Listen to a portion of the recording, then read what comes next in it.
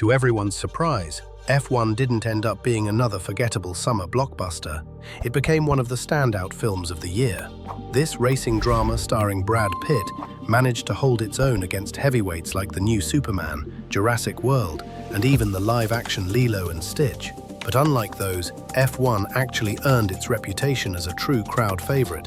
Critics and audiences both agree. In this video, we're breaking down what exactly made this old-school racing drama hit so hard. What makes its action work? And why couldn't this film exist without Brad Pitt? In terms of new teammates, I think it's really wonderful that Apex are giving second chances to the elderly. See, F1's success didn't come out of nowhere.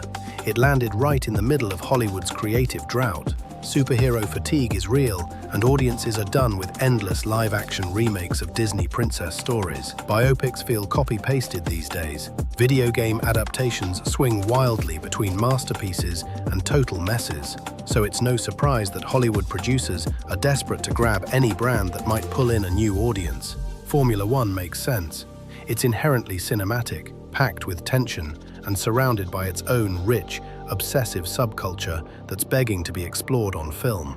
It's almost like a Marvel universe, but with race cars. The film's entry point into this world isn't the usual young prodigy you'd expect in a sports drama, but an aging driver, Sonny Hayes, a man who's seen it all but never quite hit the top. That's a surprisingly familiar setup for modern Hollywood. A lot of Hollywood's classic stars are aging gracefully, which explains the new wave of films about veterans taking one last ride, pulling off one final job, or facing their final race. Just let Sonny do his thing. Even the choice of director, Joseph Kosinski, feels deliberate. A few years ago, he brought back Top Gun, letting Tom Cruise prove, once again, that he's still the king of action cinema. What we're seeing now is a full-on comeback of what I'd call dad cinema. Those throwback genre movies that could have easily been made in the 80s or 90s, just with better tech. The setting matters less than the casting. In many ways, Brad Pitt isn't even playing Sonny Hayes. He's playing himself, a weathered icon trying to prove he can still burn rubber with the best of them. Pitt built his career playing rebels and risk-takers, and here he's right back in that groove. Not in the 8 other drivers wouldn't have figured out. That's why they call me Lucky Number 9. His character embodies pure American individualism, the lone cowboy spirit. He goes against the system, ignores the rules, and isn't afraid to take dangerous chances. The filmmakers, of course, bend reality a bit. In real Formula One, success comes from teamwork.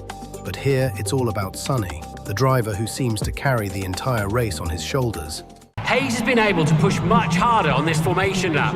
He'll turn up at the back of the grid with warm tyres, ready to go. Cheeky shit. There's one clever visual motif that captures Sonny's competitive drive. A deck of cards.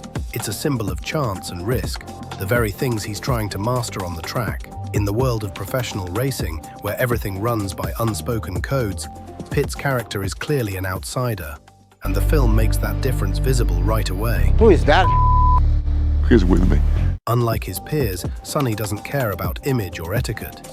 His sleeves are rolled up, his shirt half unbuttoned, his hair messy on purpose. The camera often lingers on his tattoos, a subtle contrast to the pristine, sponsor-covered uniforms of his fellow racers. It's the film's quiet way of saying, this guy doesn't play by anyone's rules. The racing world itself feels strangely cold. Sonny's team colors, black and white, create a harsh, sterile visual tone that almost stings the eye.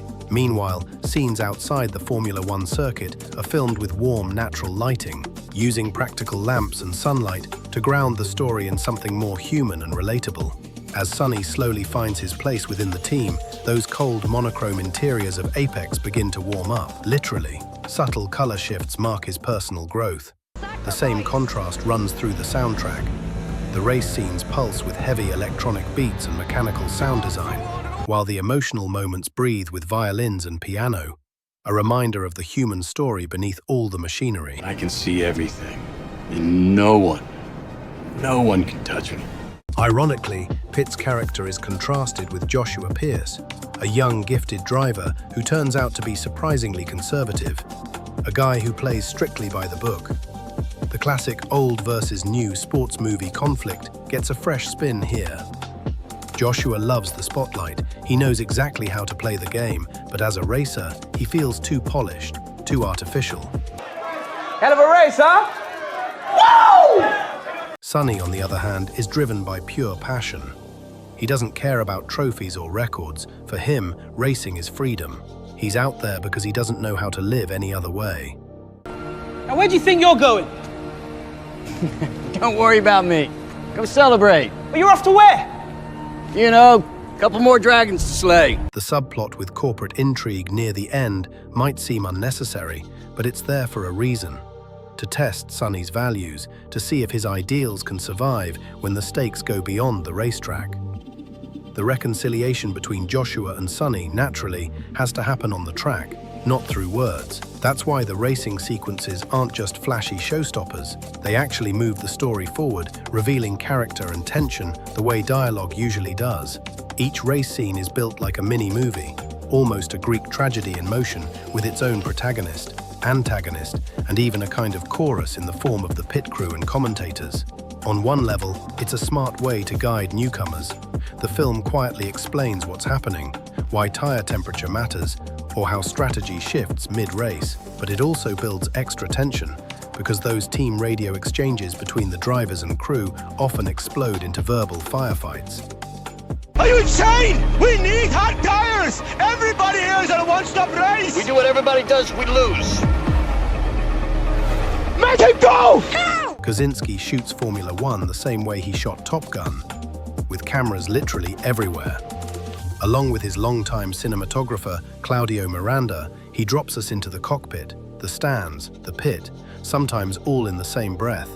At times, it feels like every curve of the circuit has its own camera, plus a few God's eye shots from neutral observer angles, giving the whole race a near-documentary energy.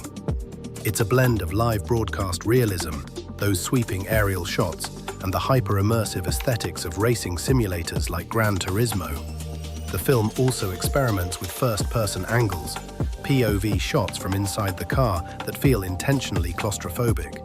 Sometimes Pitt's hands or the steering wheel block the frame entirely, making you feel trapped inside that speeding metal shell. And those sharp whip pans mimic a driver's frantic glances, scanning the chaos, searching for an opening. The result is a mosaic of motion. The viewer jumps between perspectives within seconds, feeling the race rather than just watching it. It delivers tons of information about what's happening, but more importantly, it's just insanely fun to watch.